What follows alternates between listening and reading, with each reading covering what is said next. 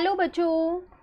आज मैं आप लोगों को क्लास 8 का जो आपको डीओई की तरफ से मिड टर्म प्रैक्टिस पेपर मिला है ना मैथ्स का, वो कराऊंगी। इस पेपर को हमने शुरू कर दिया है और ये पेपर सेशन 2022 टू 23 के लिए है। काफ़ी इंपॉर्टेंट है। एग्ज़ाम देने से पहले इस पेपर को आप ज़रूर सॉल्व करके जाइएगा, ठीक है। तो हमने पेपर स्टार्ट कर दिया था, अपना सेक्शन बी कंप्लीट कर लिया था। आज हम इसका सेक्शन सी करेंगे। आसान है सेक्शन सी भी, कुछ ज़्यादा मुश्किल नहीं है। तो चलिए देख लेते हैं कहाँ से शुरू है हमारा सेक्शन सी। ये रहा सेक्शन सी, ठीक है। तो इसमें आपसे कह रहा है क्वेश्चन नंबर 10 टू 14 जो है ना वो आपके 2 मार्क्स के क्वेश्चन है। तो चलो पहले 2 मार्क्स वाले क्वेश्चंस को कंप्लीट कर लेते हैं जल्दी से। तो यहाँ पर कह रहे हैं two adjacent angles of a parallelogram are in the ratio 4:5, find their measures. कह रहे दो एडजेसेंट एंगल हैं एक पैरेललोग्राम के। देखो एडजेसेंट एंगल्स ना पैरेललोग्राम के वो होते हैं जो एक के बाद एक होते हैं। जैसे ए के बाद बी है, ए और बी एडजेसेंट आप कह सकते हो, ठीक है। बी के साथ सी कह सकते हो, एडजेसेंट है। सी के साथ डी कह सकते हो। और एडजेसेंट एंगल्स का सम ना हमेशा 180 होता है। ये पैरेललोग्राम की एक प्रॉपर्टी है। मैंने आपको पैरेललोग्राम की प्रॉपर्टीज अलग से बता रखे हैं एक वीडियो में, मैं उसका लिंक आपको नीचे दूंगी डिस्क्रिप्शन में, आप वहां से देख लीजिएगा, ठीक है। तो इसका मतलब मैं ये यहाँ पर कह सकती हूँ, सबसे पहले लेट कर लेते हैं, let the angle be 4x and 5x। जब भी किया करो, ठीक है। तो अब इन दोनों का सम तो फिर 180 degree, 4x plus 5x is equals to 180 degree. पर रीजन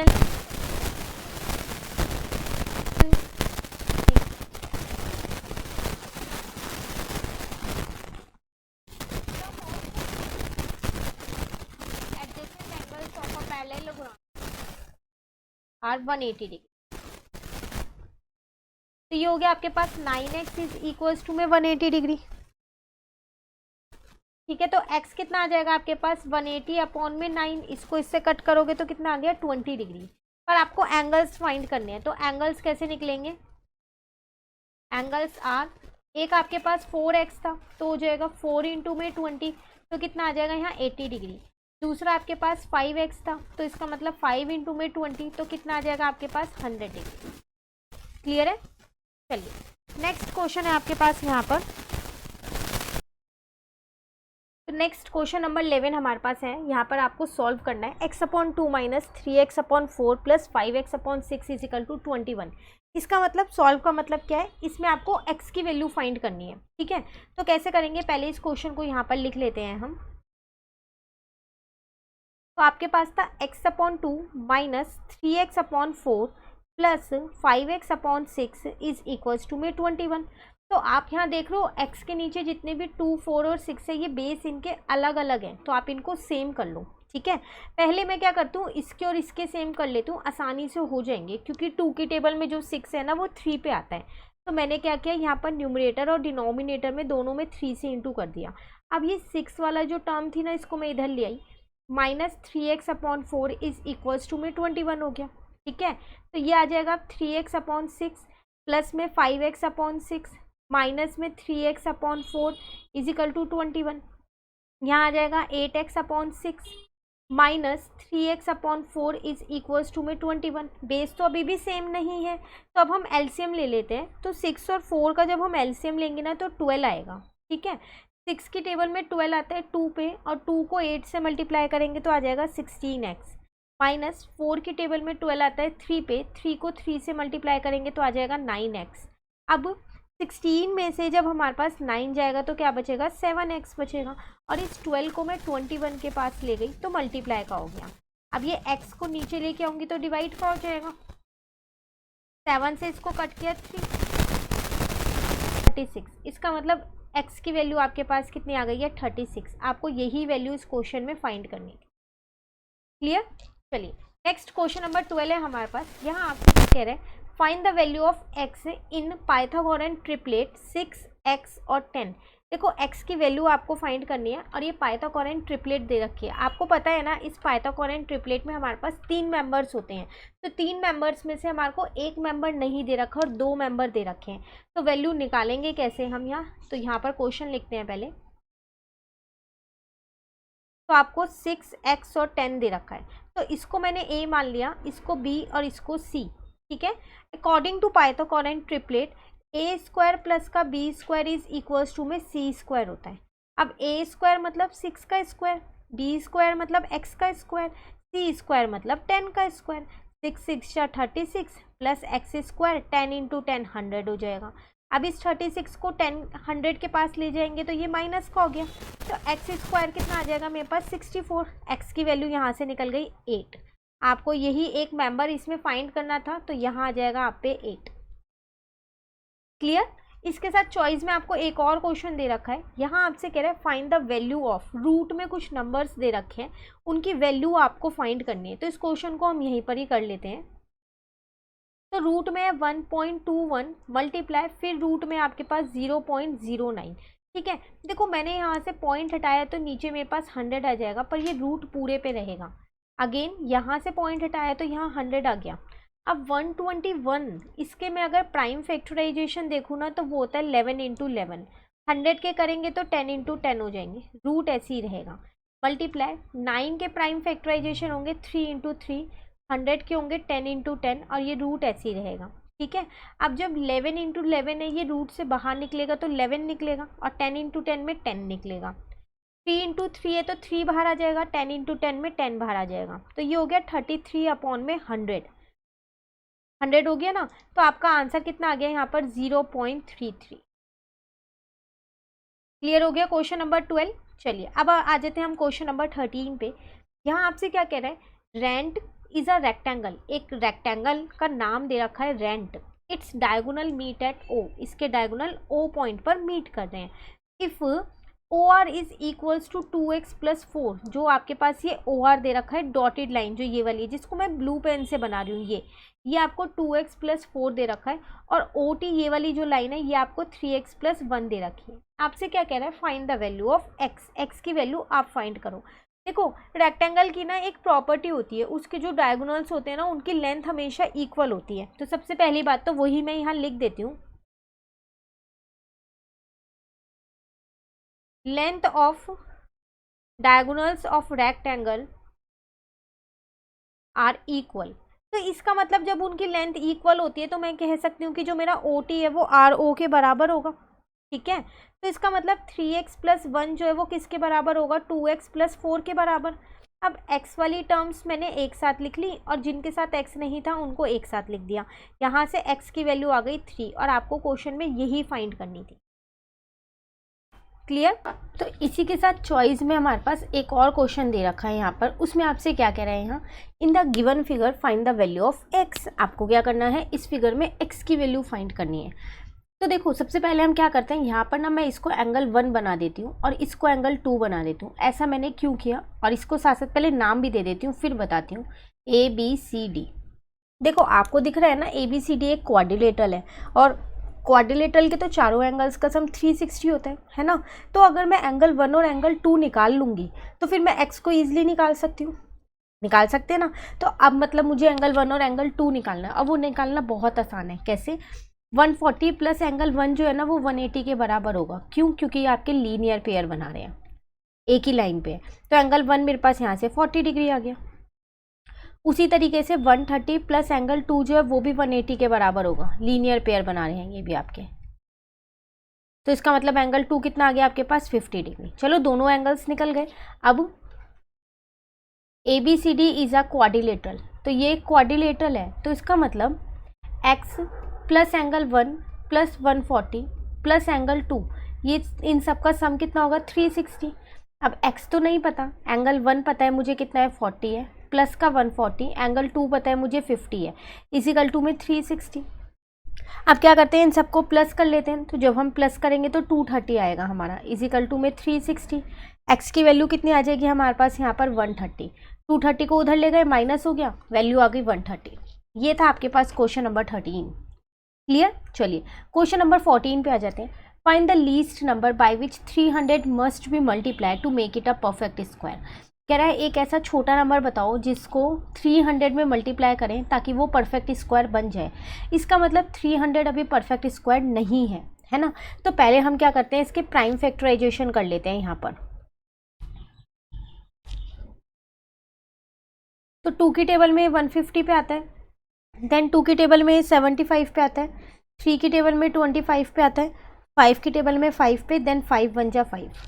तो 300 के प्राइम फैक्टराइजेशन आ गए आपके पास 2 इंटू 2 इंटू 3 इंटू 5 इंटू 5। आप देख रहे हो इनकी एक पेयरिंग हो गई, इनकी एक पेयरिंग हो गई, लेकिन 3 की एक भी पेयर नहीं बना।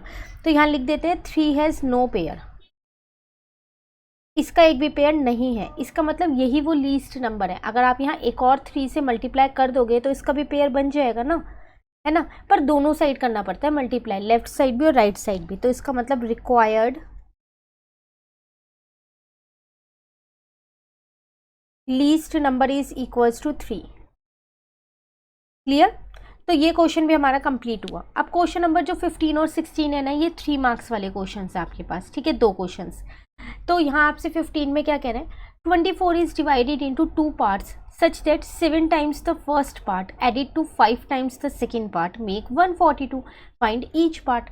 आपसे कह रहे हैं 24 है, आपने उसको 2 पार्ट्स में डिवाइड कर दिया इस तरीके से कि जो 7 गुना है पहले पार्ट का, अगर आप उसमें जोड़ दो 5 गुना दूसरे पार्ट का, तो दोनों का मिला के कितना आ जाएगा, 142 आ जाएगा। तो बताओ हर एक पार्ट है कितना। तो लेट करना पड़ेगा, इसका मतलब यहाँ पर क्वेश्चन क्लियर हो गया आप लोगों को यहाँ।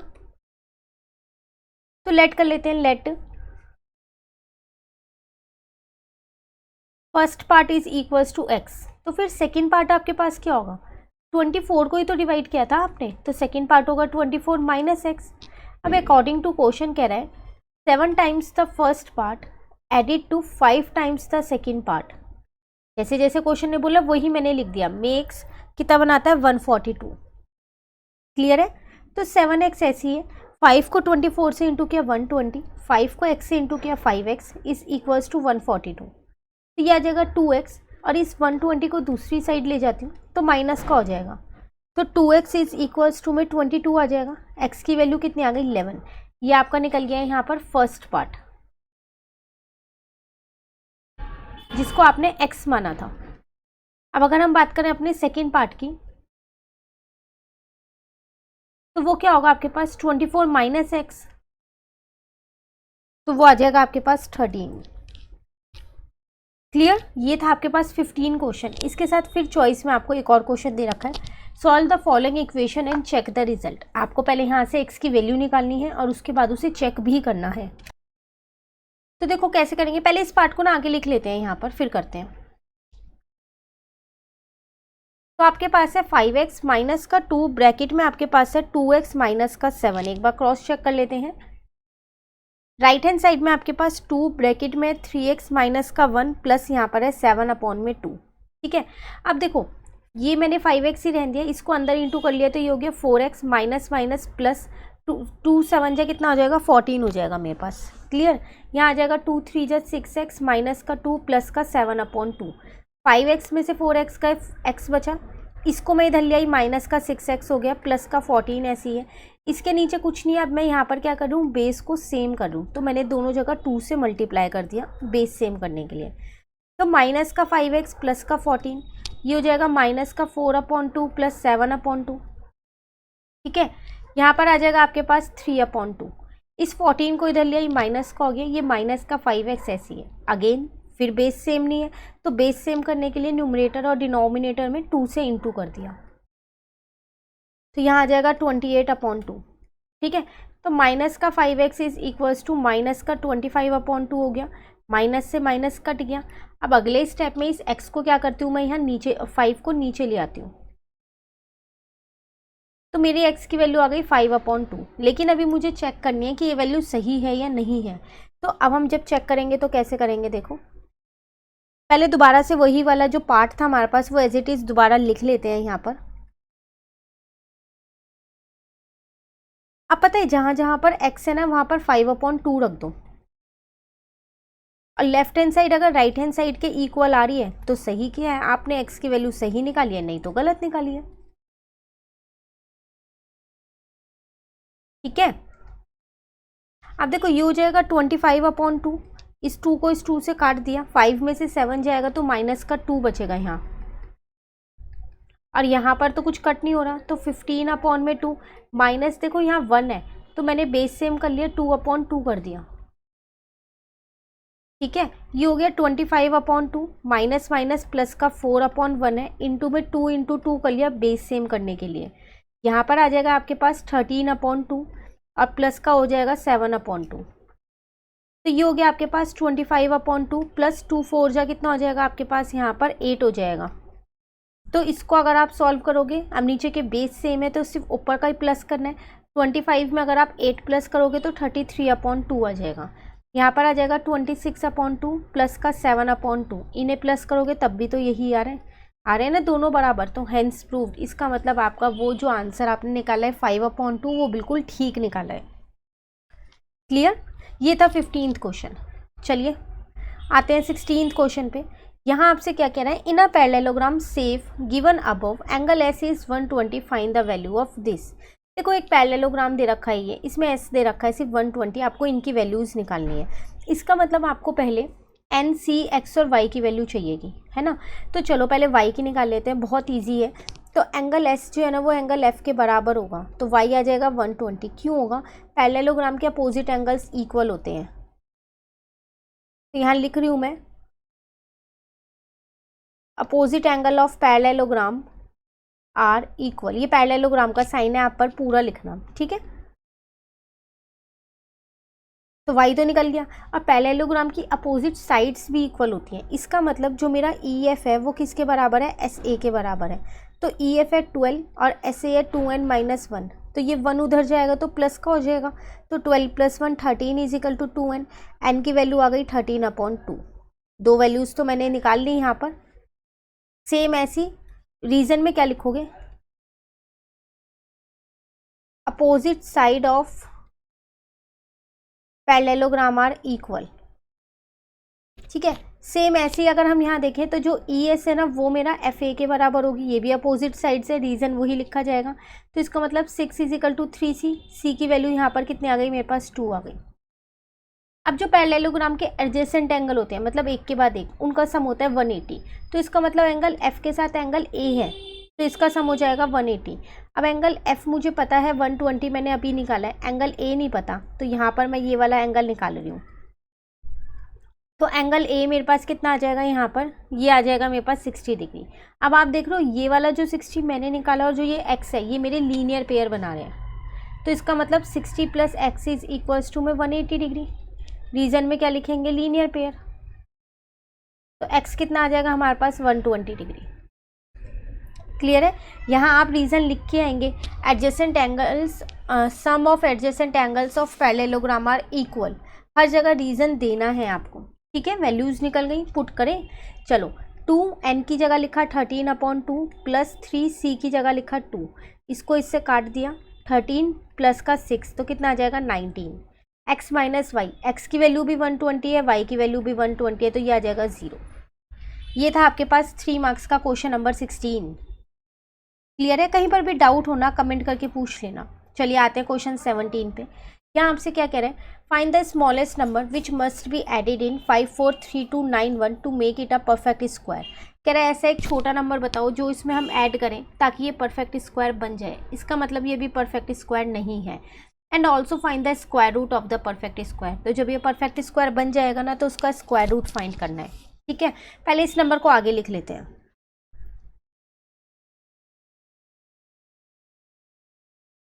तो नंबर आपके पास था 543291। देखो इसका पहले मैं लॉन्ग डिवीज़न मेथड से क्या करती हूँ, पहले देखती हूँ कि ये परफेक्ट स्क्वायर है या नहीं। तो पेयरिंग करनी होती है, ये मेथड हमने सीख रखा है, उसकी लिंक जो है मैं नीचे डिस्क्रिप्शन में दूंगी। अलग से एक वीडियो में सिखा रखा है मैंने, आप वहाँ से इसको सीख लीजिएगा, ठीक है। तो 7 7 जो हो जाएगा 49। अब यहाँ पर बचा 5, 3 2 मैंने नीचे उतार लिया, 7 का डबल किया तो 14 हो गया। अब यहाँ पर ये 3 से जाएगा, क्योंकि 4 से करोगे तो इससे बड़ा नंबर आ जाएगा। मेथड ज़रूर सीखिएगा वरना आप ये क्वेश्चन नहीं कर पाएंगे। तो यहाँ पर आपके पास बचेगा 103। 91 आपने ऊपर से नीचे उतार लिया, 73 का डबल करोगे तो 146 हो जाएगा। अब यहाँ पर 7 से जाएगा वरना ये उससे बड़ा हो जाएगा अगर आप 8 पे करोगे तो ये हो जाएगा 122। अब नहीं जा रहा, रिमाइंडर बच गया अब आपके पास 122। इसका मतलब जो 737 है वो परफेक्ट स्क्वायर है पर इस नंबर से छोटा है वो, तो इसका अगला नंबर क्या होगा 738। तो इसका स्क्वायर क्या होगा, इसका स्क्वायर होता है मेरे पास ये। इसका मतलब मेरे पास जो क्वेश्चन में ये नंबर दे रखा था इसको ये बना देती हूँ। कैसे, इतना ऐड कर दो ना जितना बचा हुआ है। कितना बच रहा है 1353 ना, बस यही ऐड करना है, तो यही लिख दो। Must be added to make it a perfect square. और स्क्वायर रूट भी तो निकालना था, तो स्क्वायर रूट ऑफ 544644, क्योंकि अब ये वाला नंबर तो हमारा ये बन चुका है ना, ऐड कर दिया हमने, तो इसी का स्क्वायर रूट निकालना है। तो इसका स्क्वायर रूट है 738। क्लियर, कहीं भी डाउट हो पूछ लेना कमेंट करके। नेक्स्ट इसके साथ एक और क्वेश्चन है, find the smallest square number divisible by each one of the number 8, 9 and 10।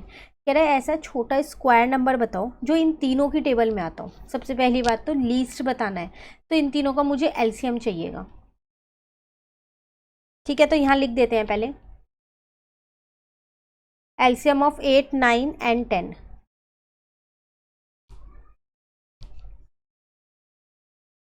तो 8 जो है वो 2 की टेबल में 4 पे आता है, 9 ऐसी है 5 पे आता है, 10 फिर ये 2 की टेबल में आता है, अगेन ये 2 की टेबल में आता है, अब ये 3 की टेबल में आता है 9। 5 तो नहीं आता, 5 प्राइम नंबर है, तो 5 को 5 की टेबल से ही करेंगे। ठीक है, यहाँ पर 1 आएगा। ठीक है, तो एलसीएम कितना आ गया हमारे पास, वो आ गया हमारे पास 2 इंटू में 2 इंटू में 2 इंटू में 3 इंटू में 3 इंटू में 5। अगर हम इसको देखें तो ये 360 आ रहा है एलसीएम, पर पेयरिंग देखें तो इन दोनों की और इन दोनों की हुई, 2 और 5 की नहीं हुई। तो यहाँ लिख देते हैं 2 एंड 5 जब पेयरिंग कंप्लीट नहीं होती ना तो वो परफेक्ट स्क्वायर नहीं होता। इसका मतलब 360 परफेक्ट स्क्वायर नहीं है अभी। तो 3 and 5 have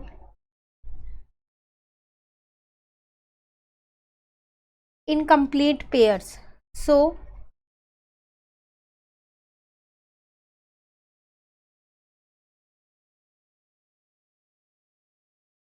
to make it perfect square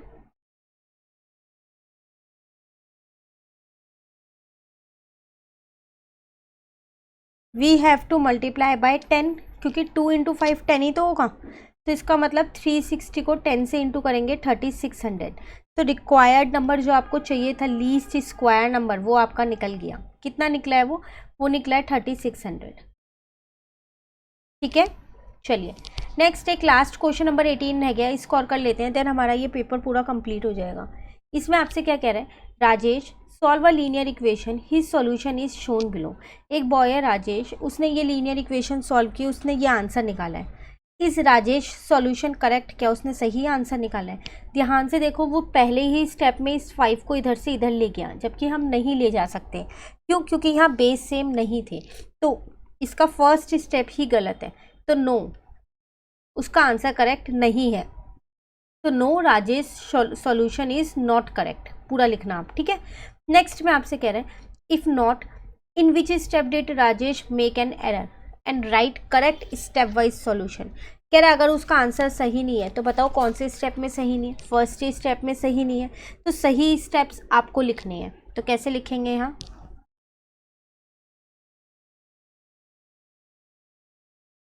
तो in step 1 Rajesh make an error. ठीक है, तो अब मैं यहाँ पर सही सॉल्यूशन आपको बता रही हूँ। सबसे पहली बात इस 2m को यहीं रहने दो और 5m को इधर ले आओ। जो वेरिएबल वाली टर्म्स होती है उनको एक साथ लिख लो। ये 3 यहाँ माइनस का, इधर प्लस का हो जाएगा। कुछ नहीं है, नीचे 1 लगा दिया, बेस सेम कर दूँ मैं यहाँ पर। माइनस का 3m हो जाएगा, यहाँ आ जाएगा 15 अपॉन में 5। स्टेप बाय स्टेप लिखना है, तो ये आपका स्टेप 1 हो गया, ये आपका स्टेप 2 हो गया। ठीक है, अब यहाँ आ जाएगा आपके पास 7/5, m कितना आ जाएगा आपके पास -7/5, और 3 को इधर ले आई, डिवाइड का हो गया, तो -7/15। ये आपका स्टेप 3 हो गया और ये आपका स्टेप 4 हो गया। क्लियर। तो ये थे करेक्ट स्टेप्स, राजेश ने स्टार्टिंग में ही गलती कर दी थी। तो इसी के साथ हमारा अब ये पेपर कंप्लीट हो गया। आपको कहीं पर भी डाउट हो आप कमेंट करके पूछ लेना। और अगर आपको ये वीडियो अच्छी लगी तो आप इसको लाइक ज़रूर कीजिएगा और मेरे चैनल को सब्सक्राइब कीजिएगा। Thank you.